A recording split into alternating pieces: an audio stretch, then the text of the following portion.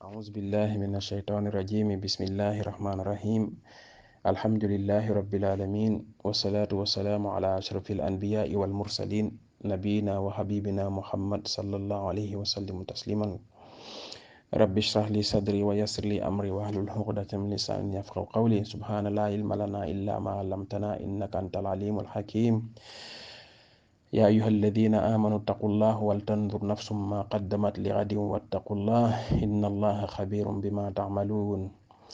Assalamu alaikum wa rahmatullahi wa barakatuhu, chers frères et sœurs.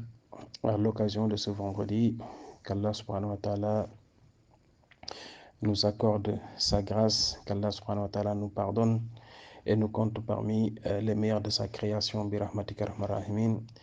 Qu'Allah subhanahu wa ta'ala nous accorde une foi qui ne revient jamais sur ses pas, bi rahmatika arhamar rahimin.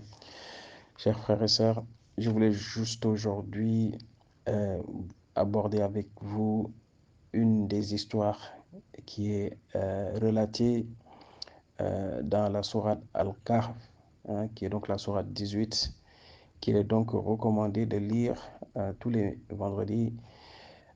Donc parmi les adab, les bons comportements à avoir ce jour de vendredi, il y en a plusieurs, notamment le fait de faire ses ablutions, le fait de ces grandes ablutions, le fait de multiplier en fait les prières sur le prophète Mohammed sallallahu alayhi wa sallam, le fait aussi de rechercher la dernière heure avant Maghreb pour faire des invocations, mais aussi le fait de lire la sourate Al-Kahf, la sourate 18. Pourquoi lire la sourate 18? Parce qu'il y a énormément d'enseignements à tirer en fait dans cette sourate qu'on ne peut même pas en fait les énumérer.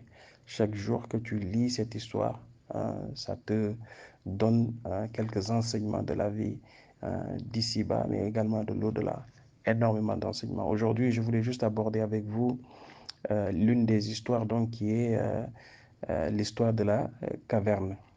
Il y a eu donc ces jeunes qui vivaient en fait dans une ville où on leur demandait en fait de renoncer à leur foi et donc d'accepter de vivre dans leur ville en suivant, on va dire, une autre religion qui n'est pas agréée par Allah subhanahu wa ta'ala, d'adorer autre qu'Allah subhanahu wa ta'ala.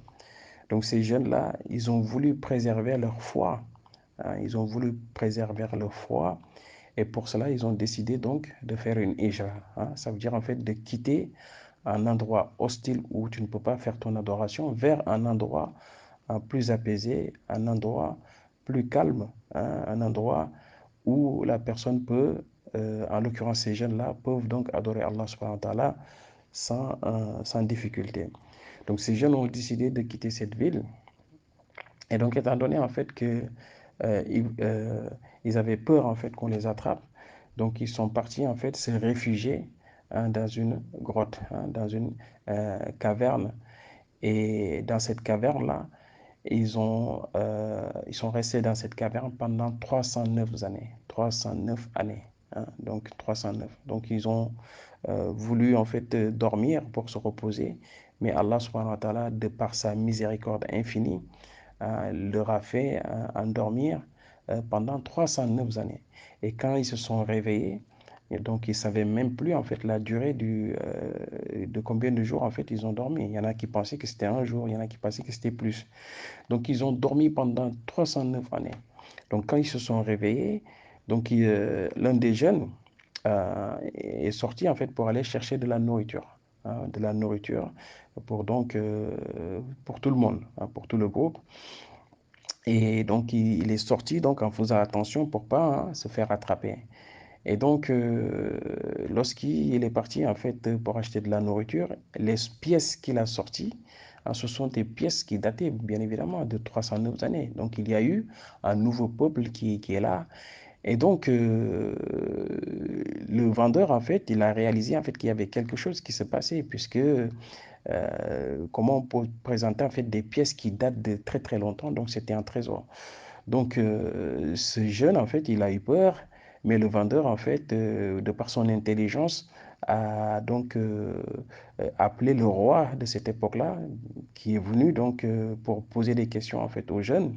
Donc le jeune l'a expliqué que voilà, il lui a donné le nom de la personne en fait de la tribu qu'il a essayé d'échapper parce qu'on les contraint en fait, on les avait contraints en fait à accepter une religion que Allah subhanahu wa ta'ala n'avait pas agréée.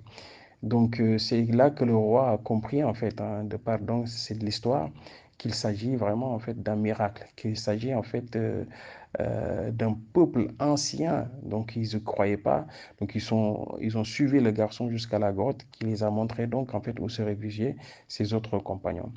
Donc ce qu'il faut savoir ici, c'est que ce qu'il faut retenir de cette histoire, c'est que des jeunes en fait ont voulu tout simplement se protéger, protéger leur foi. Et pour cela, Allah subhanahu wa ta'ala les a préservés en les endormissant dans une caverne pendant 309 années, le temps que justement tout le peuple impie, tout ce peuple-là qui ne croyait pas en Allah subhanahu wa ta'ala, soit voilà, qui partent tous en fait de rejoindre Allah subhanahu wa ta'ala. Donc Allah subhanahu wa ta'ala a nettoyé en fait tout un peuple et à la place, hein, donc il y avait un nouveau peuple qui adorait Allah subhanahu wa ta'ala. Donc un nouveau roi avec un nouveau peuple qui adorait Allah subhanahu wa ta'ala, donc qui était donc à même d'accueillir ces jeunes-là qui avaient donc cherché refuge auprès de Allah contre ce peuple-là qui était un peuple impie. Muhammad sallallahu alayhi wa sallam, lui-même en fait il a vécu en fait cette histoire-là de Hijra quand il était à la Mecque, quand c'était devenu hostile pour lui, donc puisque les Mecquois voulaient le tuer, donc Allah subhanahu wa ta'ala lui a donc donné cette révélation afin qu'il parte faire la Hijra à Médine pour préserver en fait son dîne, pour se préserver.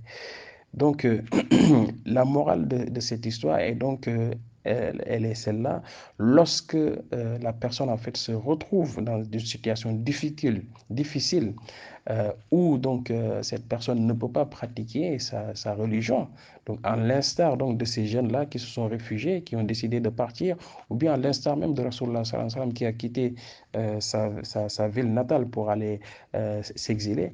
Donc, il est également recommandé pour le musulman lorsqu'il est en fait hein, dans des situations compliquées qui ne lui permettent pas en fait d'adorer Allah subhanahu wa ta'ala comme il se doit, de faire la hijra. Hein, c'est ce qu'on appelle donc la hijra, de quitter un endroit hostile vers un endroit hein, pour donc adorer Allah subhanahu wa ta'ala. Mais on le fait hein, uniquement justement pour Allah. On ne le fait pas pour aller pour une autre raison. Hein. La personne en fait qui part faire la hijra pour une autre raison aura gagné en fait le prix hein, uniquement de la raison pour laquelle cette personne est partie. Hein. Il y a même des hadiths qui parlent de ça. Hein.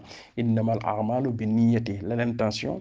Hein, tous nos actes reposent sur l'intention. Hein. Celui qui va voyager pour les sciences, pour ces dunya, aura ce qui, la récompense de ce qu'il a, de la raison pour laquelle il est parti. Si tu voyages pour aller épouser une femme ailleurs, c'est cette raison-là, en fait, qui a fait que tu es parti hein, épouser une femme dans un autre pays. Mais si tu fais la hijra hein, pour Allah subhanahu wa ta'ala, là aussi, hein, tu gagneras en fait cette hijra parce que tu l'as fait pour Allah subhanahu wa ta'ala.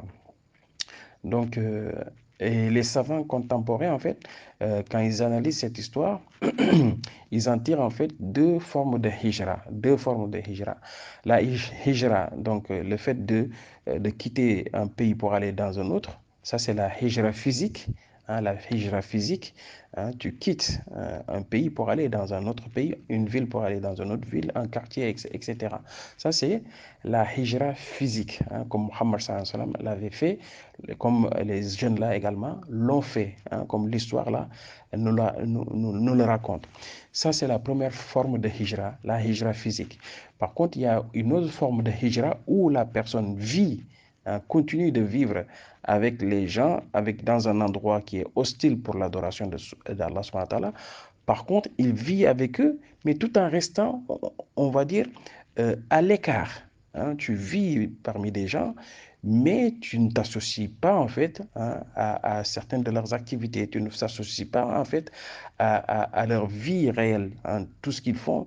Toi, tu es parmi eux. Toi, tu es parmi eux, mais tu ne fais pas en même temps partie en fait de toutes leurs activités. Hein, ça, c'est la hijra où la personne elle est là physiquement, mais voilà, elle ne participe vraiment pas en fait on va dire, aux activités des personnes, hein, dans un endroit en fait où l'adoration est hostile. Tu es avec eux tout en étant vraiment en fait à l'écart, hein. Donc ça c'est une hijra où tu es physiquement là, mais tu ne participes pas du tout en fait aux activités en fait des gens où en fait l'adoration d'Allah subhanahu wa ta'ala devient difficile en fait, mais voilà, tu es présent tout en n'étant pas présent. Voilà, je ne sais pas si c'est clair. Mais voilà, ça c'est la hijra contemporaine, hein.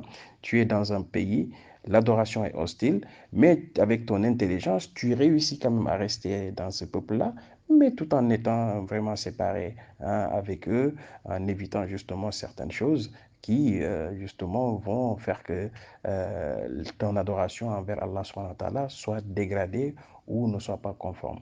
Ça, c'est ça qu'on peut tirer donc de cette histoire des jeunes qui sont restés donc pendant 309 années dans la caverne, euh, juste pour donc échapper à ce peuple-là qui voulait absolument qu'il adore autre chose que Allah subhanahu wa ta'ala. Donc il y a énormément en fait d'enseignements qu'on peut tirer en fait dans cette histoire, notamment justement dans cette grotte-là, comment Allah subhanahu wa ta'ala, de par sa miséricorde, avait placé en fait l'entrée de la grotte d'une façon où le soleil pouvait pénétrer, hein, sans pour autant les gêner, mais également comment Allah subhanahu wa ta'ala, de par sa générosité, de par son savoir, hein, arrivait en fait à faire que les jeunes se tournaient d'un côté, de l'autre côté, hein, afin de préserver leur santé tout au long de ce long sommeil de 309 années. Il y a énormément d'études scientifiques qui ont été réalisées là-dessus. Inch'Allah, celui qui veut creuser davantage, qu'il le fasse. L'histoire de cette sourate regorge encore plein d'enseignements qu'on ne pourra jamais terminer, et c'est la raison pour laquelle il nous est demandé, hein, à chaque fois de la lire le vendredi. Wa sallallahu barik ala sayyidina Muhammadin wa ala alihi wa ashabi ajma'in. Assalamu alaikum.